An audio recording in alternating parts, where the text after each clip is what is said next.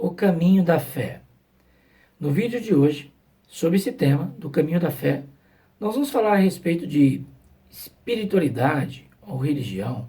Eu não sei como você deseja pensar, mas eu gostaria, através da minha experiência, passar um conhecimento da forma como eu vejo e como eu tenho visão do mundo físico e do mundo metafísico, através dos olhos da fé, né? Só lembrando aqui, fazendo um adendo, que no vídeo de ontem, né, foi o vídeo Qual é a Verdadeira Riqueza. Recomendo que você, se puder, tiver um tempinho, assista, né, para fazer um pouco sentido sobre a verdadeira riqueza. Será que é dinheiro? Bom, no vídeo de ontem você vai descobrir. Mas no vídeo de hoje, nós queremos falar sobre fé, né? Religião, religiosidade, espiritualidade. Hoje nós queremos aqui trazer sobre esse tema o caminho da fé. Eu sou Adriano Rosa e sejam todos bem-vindos a este canal, tá bom? Vamos lá, vamos bater esse papo aqui. Pessoal, lembrando que o que eu vou falar aqui é apenas uma opinião e uma experiência que eu tive no caminho da fé, né?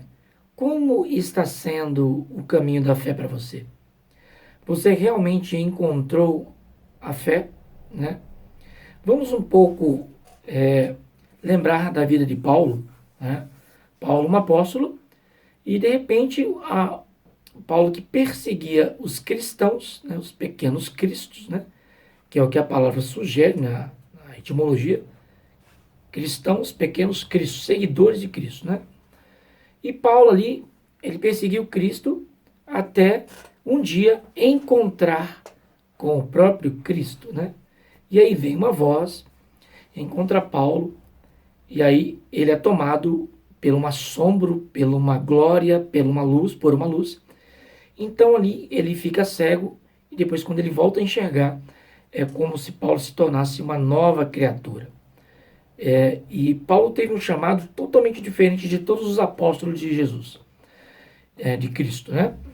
E Paulo também teve confusões com Pedro, discutiu com Pedro. Por quê? Porque a linha de pensamento de Paulo era totalmente diferente da linha de pensamento de Pedro.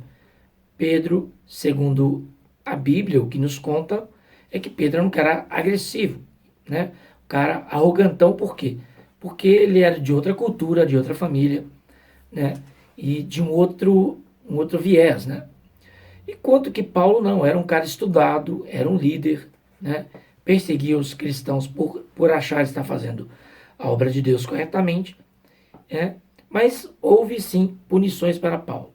Mas vamos lá, pelo olhar meu aqui, por exemplo, Paulo, a forma dele ver o cristianismo, dele olhar o cristianismo, era totalmente diferente do cristianismo moderno, hoje do século XXI, né?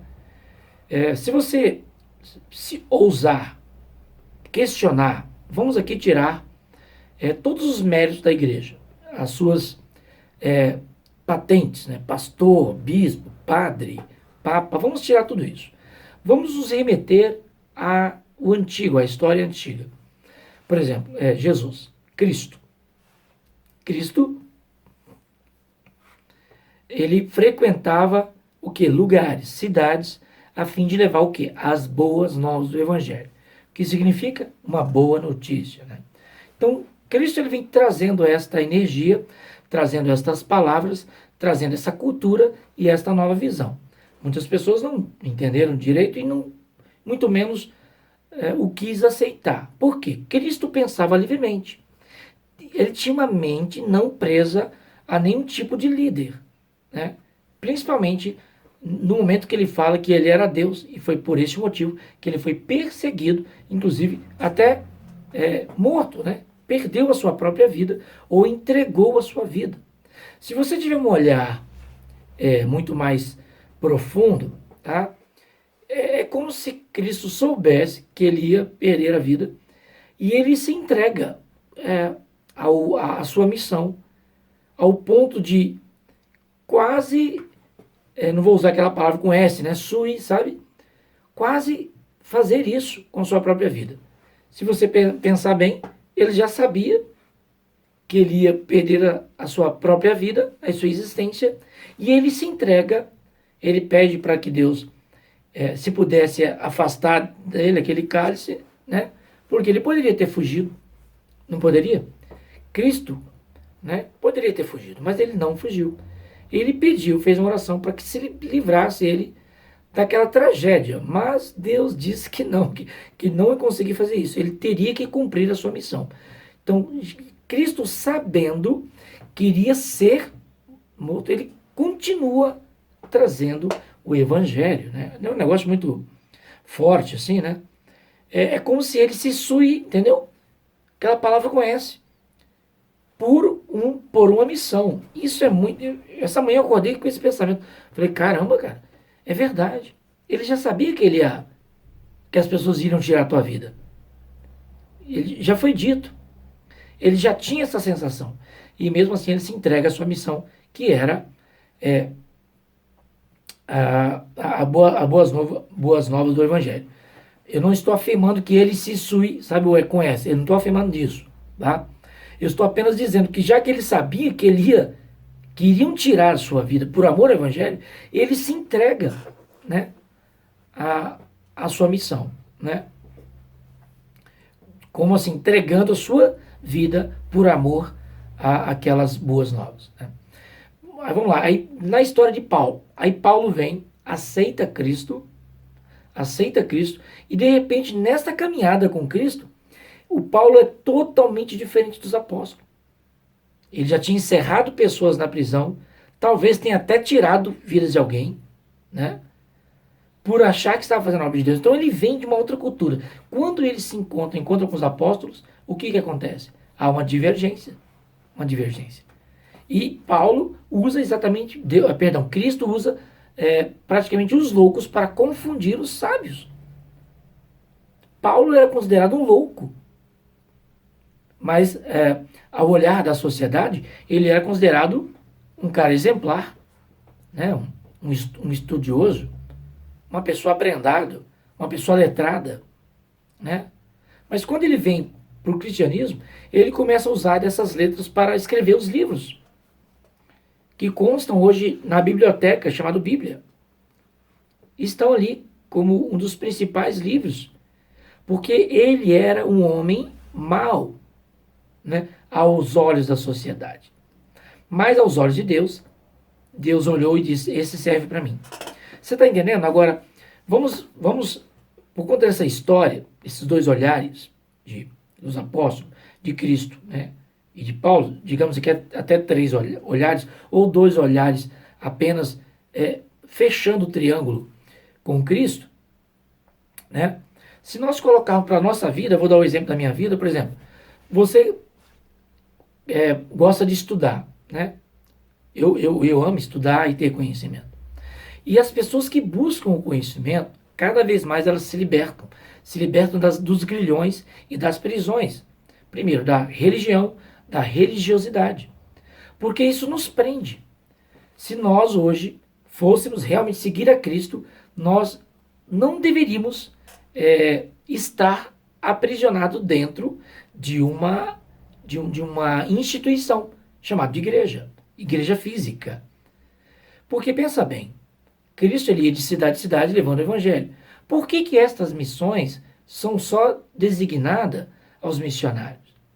A igreja ela é um lugar para capacitar pessoas, para que as pessoas possam ir para as ruas. Só que muitas pessoas, infelizmente, elas acabam se tornando escravas, ficam dentro de um templo, dentro de um aprisco, e ali ela torna a sua própria fé, a sua própria crença limitante, se limita a alguém, a um líder religioso, seja padre, pastor, para que direcione a sua vida. Você tem que fazer isso, fazer aquilo. Isso é certo, isso não é certo. Isso é errado, isso é pecado, isso pode te levar para o inferno. E sempre com um ar de condenação e de culpa. E isso aprisiona pessoas através das suas culpas. É como na época da indulgência, tá? Estamos aqui apenas batendo papo, tá, gente? Tá? Eu, por exemplo, gostei muito da espiritualidade por eu pensar livremente.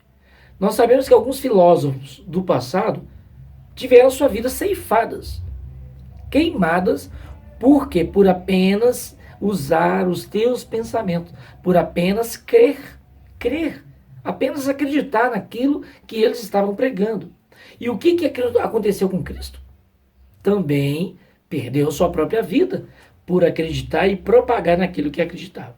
Agora, se você tem um pensamento divergente do teu pastor, obviamente que talvez você encontre, ou você seja subjugado ou julgado a um jugo de uma crença limitante do próprio pastor, dizendo que você pode ser uma pessoa herege.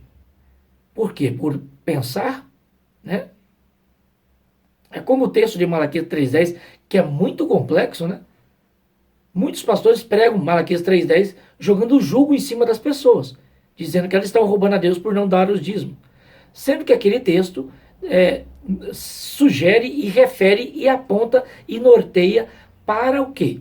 Para exatamente os líderes religiosos, que cuidavam do dinheiro, que eram ofertados anualmente, era entregue anualmente. Por quê? Naquela época, como nós tínhamos o teocentrismo, nós tínhamos a igreja como centro, a igreja como governo, então a igreja ela governava. Então por isso que as pessoas levavam dízimo lá, porque era uma igreja governo naquela época. Hoje fez um desmembro, né? Que agora existe o governo e a igreja também ainda tem poder e influencia muito o nosso governo, né? Tem muito poder sobre o governo. Então, nesses olhares e nesses estudos, nessas experiências, você começa a se questionar, né? Se naquela época as pessoas entregavam, sim, uma vez no ano, os impostos para a igreja administrar, porque era o modelo judaico, então a igreja era o governo. Então por isso que as pessoas entregavam. Então, na verdade, quem estava roubando a Deus eram os políticos chamados sacerdotes, que estavam na igreja administrando o dinheiro que era doado pelo povo anualmente, através dos seus impostos, né? Porque era o modelo de administração na época. A igreja era o governo, né? O mundo se moderniza e agora se desmembra o governo agora e a igreja, né? Igreja. Agora, mas mesmo assim ainda, a religião ainda tem muito poder sobre o governo, né? Tem muito poder ainda. Influencia praticamente diretamente, né? Sempre tem um líder espiritual. Olha lá, Bolsonaro tinha quem? Silas Malafaia. O Lula tem quem? Sei lá, alguém de alguma religião. Então sempre tem alguém, né, de religião por trás do governo, ali influenciando as decisões, dando conselho e tudo mais. Então a igreja nunca deixou de administrar o governo. Então em Malaquias 3,10 sugere, a história é isso, claro. Quem estava roubando a Deus eram os administradores do dinheiro, que não era o povo. Mas muitos pastores, às vezes talvez até padres, né? Não sei dizer ao certo, mas muitos, não estou dizendo que todos, usam esse texto para jogar um jugo sobre o povo, dizendo que o povo está roubando a Deus por não entregar as ofertas e dízimo na igreja. Entende? Então, essas divergências teológicas, quando você começa a estudar teologia, e eu estudei um pouco teologia, não me formei, a minha formação é gestão em políticas públicas. Então, quando você sugere ao pastor alguém um pensamento diferente, você é dado como herege. Aí o pastor, com seu poder, sua influência, passa isso para a congregação, para as pessoas, e as pessoas começam a te olhar com um mau olhar. Por quê? Porque as pessoas não querem fazer como Paulo fez, tirar a escama dos olhos, né? Se você for ver bem o olhar, né, como é mesmo seguir a Cristo, o final é perder a sua vida. E ninguém quer entregar a sua vida. E por que ninguém quer entregar a sua vida? Elas se escondem dentro de uma instituição.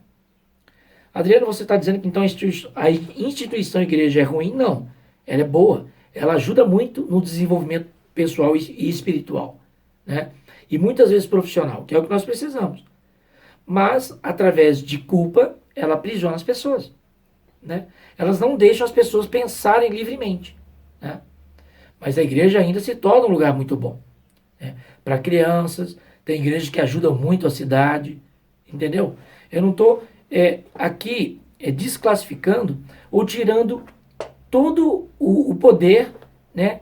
E também a interferência que a igreja tem na sociedade. É muito forte. É muito forte. O que eu digo é pensamento, gente. Vocês precisam pensar.